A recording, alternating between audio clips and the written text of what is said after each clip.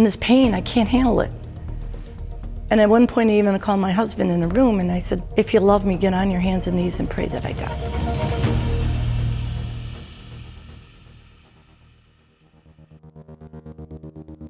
Right around COVID time, I started to have some lower GI issues. I thought it was stress. I'm an RN. Sometimes RNs are in denial. And I kind of thought, it'll get better, it'll get better. Well, it didn't, and things got worse and worse. And I knew there was something wrong. 10:30 at night, I receive a phone call, the night of the CT, Friday night. And it's a radiologist. And he rattled it off to me because I'm a nurse. And he said, I'm just gonna read it. Susan, you have stage 4 ovarian cancer. It's all over your omentum, your colon. It's gone up to your mediastinum, and your right lower lobe and middle lobe lung is collapsed. Come to ER. How quickly can you get here? I'll alert them.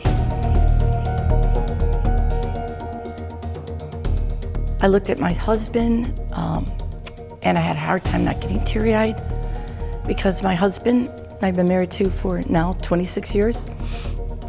His first wife passed away from cancer, and I really did not want him to go through this again. So we got in the car and we went to ER, and they admitted me, and bingo, it was true. This is what I have.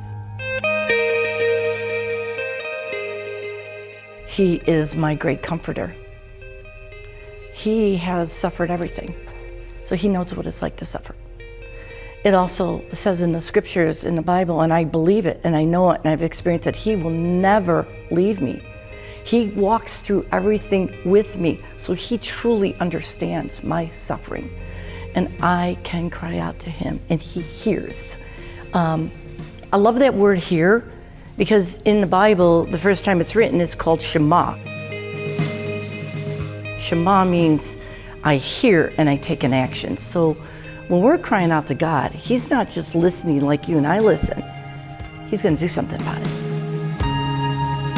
In my distress, I called upon the Lord. To my God, I cried for help.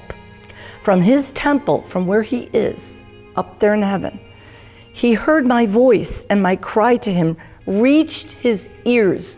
And it also says in the scripture that God, sometimes he stands up from his altar and bows down, like leans in to hear you. So he's hearing you. Rejoice. Again, I say rejoice. It's very interesting how he starts out, rejoice. You're suffering, and you're gonna rejoice. Rejoice. Again, I say rejoice. Be anxious for nothing, but in everything with petition and thanksgiving, give it to God, and he will give you the peace that literally transcends your ability to understand, transcends all understanding. And I would tell my patients that and explain it to them. And I'd ask them, are you ready to receive that peace? Are you ready to be calm? I'm here. God's here. We got you. Yes. I love the beauty of nature. I also like the work that goes into the gardening, the creativity of it. There's another aspect of gardening, it's called pruning. And I do a lot of that in my garden.